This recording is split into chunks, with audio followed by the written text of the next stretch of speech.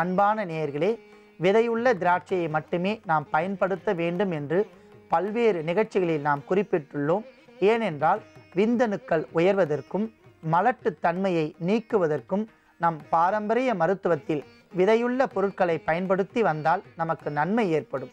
மேலும் விதையில்லாத பொருட்களை பயன்படுத்தி வந்தால் நமக்கு பக்க விளைவுகள் ஏற்பட்டு அதனால் நமக்கு பல்வேறு தடைகள் ஏற்படும் என்பதால் அதை தவிர்த்து விதையுள்ள ஆங்கூர் திராட்சையை நாம் எடுத்துக்கொள்ளலாம்.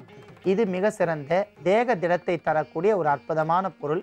பெண்களுக்கு வயிற்று பகுதியில் இருக்கக்கூடிய எல்லா வகையான குற்றங்களையும் நீக்கி கிருமிகளை அகற்றி அவர்கள் தாய்மை பேரை அடைவதற்கு அற்புதமான வழி செய்யக்கூடிய ஒரு மூலிகை திராட்சை என்பதால் இதையும் நாம் எடுத்து வைத்துள்ளோம். அன்பான நேயர்களே, மிக அற்புதமான இந்த 3 பொருட்களையும் கொண்டு நாம் தீநீர் ஒன்றை தயாரிக்கப் போகிறோம். அதற்காக 100 மில்லி அளவிற்கு தண்ணீரை நாம் காய்ச்ச வேண்டும்.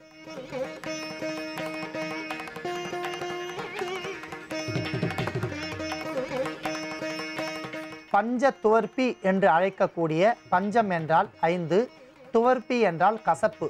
பஞ்ச துவர்ப்பி என்று அழைக்கக்கூடிய மரங்களில் அரசன், ஆல், அத்தி, நாவல், இத்தி மரம் இவை 5ம் ஒரு சேர இடத்தில் இருந்தால் அவை பஞ்ச விருட்சம் என்று அழைக்கப்படும். பஞ்சஸ்தல விருட்சம் பல்வேறு வகையான கோவில்களில் இருக்கின்றன. ஏனென்றால் இவை 5 மரங்களுமே மிக சிறந்த கிருமி நாசினி. அரச மரம் பல்வேறு வகையான கருக்குழாய் அடைப்பை நீக்கும். நாவல் மரம் மேக நோய் என்று சொல்லக்கூடிய சர்க்கரை நோயை தீர்க்கும். ஆலமரம் பெண்களுக்கும் ஆண்களுக்கும் வரக்கூடிய நோய்களை தணிக்கும். இத்தி மரம் மிக சிறந்த உடலை இரும்பாக்கும் மற்றும் தீக்காயத்தால் ஏற்பட்ட புண்களை தடுக்கும் என்பதால் இவற்றிற்கு பஞ்சத்துவர்ப்பி என்று பெயர். அந்த பஞ்சத்துவர்ப்பி மரத்தில் அரசன் என்கிற மரம் மிக முதன்மை மரமாக கருதப்படுகிறது. அன்பான நேயர்களே, நன்றாக தண்ணீர் கொதித்து கொண்டிருக்கின்ற வேளையில் நாம் முதலில் கொழுந்து இலைகளை சிறிது சிறிதாக கிள்ளி அதில் இட வேண்டும்.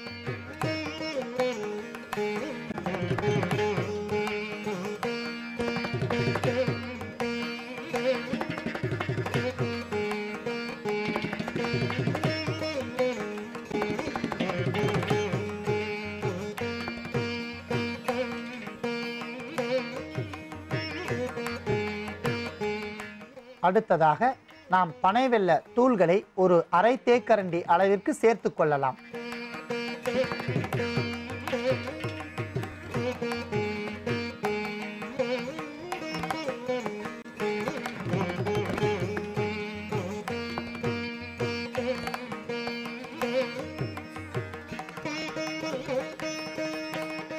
அடுத்ததாக விதையுள்ள உலர்ந்த திராட்சையை நாம் 2ஆக கிள்ளி ஒரு எண்ணிக்கையில் 5 இட வேண்டும்.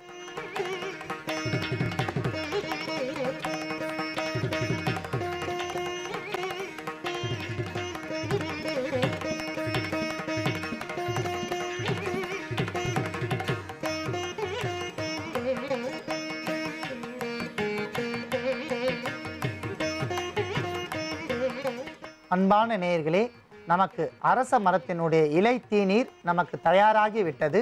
அதை நாம் வடிகட்டி எடுத்துக்கொள்ளலாம்.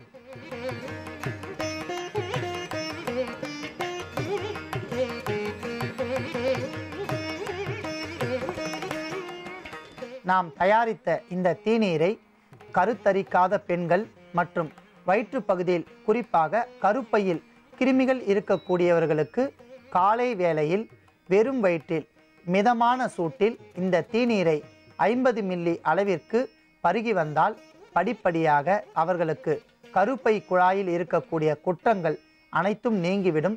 கருப்பையில் இருக்கக்கூடிய கிருமிகள் எல்லாம் நீங்கி அவர்களுக்கு மாதவிலக்கு ஒழுங்காக நடைபெறும். மாதந்தோறும் வரக்கூடிய பெரும்பாடு என்கிற நோயும் தணிக்கும். அதிவிரைவில் அவர்கள் தாய்மை பேரை அடையக்கூடிய பாக்கியத்தை ஏற்படுத்தக்கூடிய அற்புதமான இந்த தீநீரை நாம் மிகவும் சாதாரணமாக தயாரித்து கொள்ளலாம்.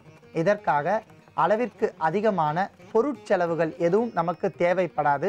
மிக எளிமையாக கிடைக்கக்கூடிய கிராமப்புறங்கள், நகர்ப்புறங்கள் எல்லா இடத்திலும் கண்டிப்பாக அரச மரம் இருக்கும்.